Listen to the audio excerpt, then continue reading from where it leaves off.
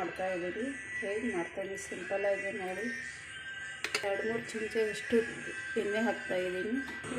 ಜೀರಿಗೆ ಹಾಕ್ತಾಯಿದ್ದೀನಿ. ಕಮಲಪತ್ರ ಹಾಕ್ತಾಯಿದ್ದೀನಿ. ಇದಕ್ಕೊಂದು 5-6 ಹಸಿಮೆಣಸಿನ್ಕಾಯಿ, ಒಂದು ಈರುಳ್ಳಿ, 1 ಟೊಮೆಟೊ, ಒಂದು 5ರಿಂದ 6 ಮೆಣಸಿನ್ಕಾಯಿ.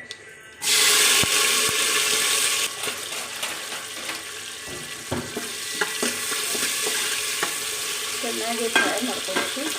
ಈಗ ಇದಕ್ಕೆ ಒಂದು ಬದನೆಕಾಯಿ ಹಾಗೂ ಒಂದು ಬಟಾಟೆ ಹಾಕ್ತಾಯಿದ್ದೀನಿ. ಒಂದು ಹಿಡಿಯಷ್ಟು ಶೇಂಗಾ ಹಾಕ್ತಾಯಿದ್ದೀನಿ.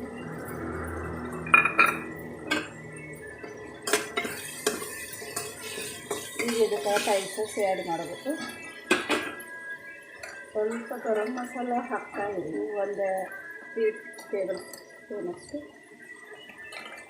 ಹಾಗೆ ಧನಿಯಾ ಪುಡಿನೂ ಹಾಕ್ತಾಯಿದ್ದೀನಿ. ಒಂದು ಚಮಚದಷ್ಟು ಹಾಕಿದ್ರೆ ಮಾಡಿದ್ದೀವಿ. ಇದಕ್ಕೆ ಒಂದು ಚಮಚದಷ್ಟು ಅರಿಶಿನ ಪುಡಿ ಹಾಕ್ತಾಯಿದ್ದೀನಿ. ಸ್ವಲ್ಪ ಇಂತ ಹಾಕ್ತಾಯಿದ್ದೀನಿ.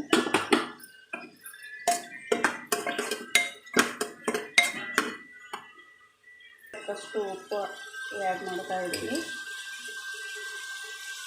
ನಾನೀಗ ಖಾರ ಪೌಡರ್ ಹಾಕ್ತಾಯಿದ್ದೀನಿ 2 ಚಮಚದಷ್ಟು.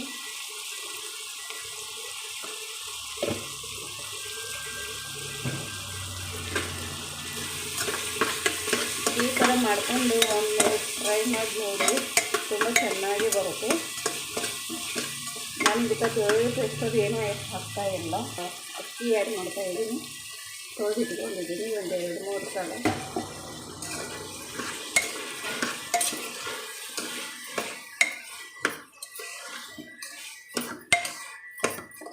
ತುಂಬ ಅಂದರೆ ತುಂಬ ಚೆನ್ನಾಗಿ ಬರುತ್ತೆ.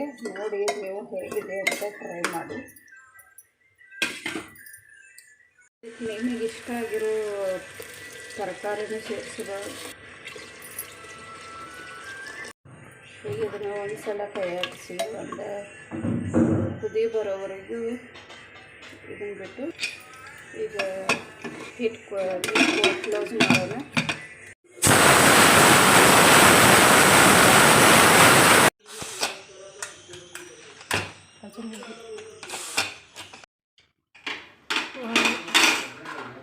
ಮಸ್ತ್ ಬಂದಿದೆ ನೋಡಿ. ಕಲರು ತುಂಬ ಚೆನ್ನಾಗಿ ಕಾಣ್ತಾ ಇದೆ. ಕಲರು ವಂಡರ್ಫುಲ್ ಕಾಣ್ತಾ ಇದೆ. ಟೇಸ್ಟ್ ಮಾತ್ರ ತುಂಬ ಚೆನ್ನಾಗಿತ್ತು. ಇಲ್ಲಿ 2 ಕಪ್ ಮೊಸರು ತೊಗೊಂಡಿದ್ದೀನಿ. ಇದನ್ನು ಈ ಥರ ಬೀಟ್ ಮಾಡ್ಕೋಬೇಕು. ಆಮೇಲೆ ಬೀಟ್ ಮಾಡ್ಕೊಂಡ್ಮೇಲೆ ಸ್ವಲ್ಪ ನಿಮಗೆ ಹೇಗೆ ಬೇಕೋ ಹಾಗೆ ಮಾಡ್ಕೊಳ್ಳಿ. ನಾನು ಸ್ವಲ್ಪ ನೀರು ಈ ಥರ ಬೇಕಾಗಿದೆ, ಹಾಗಾಗಿ ನಾನು ಈ ಥರ ಮಾಡ್ಕೊಳ್ತಾ. ರುಚಿಗೆ ತಕ್ಕಷ್ಟು ಉಪ್ಪು, ಸ್ವಲ್ಪ ನಾನು ಖಾರದ ಪೌಡ್ರ್ ಹಾಕೋತಾ ಇದ್ದೀನಿ. ಟೇಸ್ಟಾಗಿ ಬರುತ್ತೆ. ಇದಕ್ಕೆ 2 ಈರುಳ್ಳಿ, 2 ಟೊಮೆಟೊ ಚೆನ್ನಾಗಿ ಕಟ್ ಮಾಡಿ ಇಟ್ಕೊಂಡಿದ್ದೀನಿ. ಸ್ವಲ್ಪ ಶುಗರ್ ಆ್ಯಡ್ ಮಾಡ್ತಾಯಿದ್ದೀನಿ. ಇದಕ್ಕೆ ರುಚಿ ತುಂಬ ಚೆನ್ನಾಗಿ ಕೊಡುತ್ತೆ. ಇದಕ್ಕೆ ನೀವು ಖಾರ ಬುಂದಿ ಆದರೂ ಹಾಕ್ಕೋಬೋದು, ಇಷ್ಟಪಡುತ್ತಾರೆ.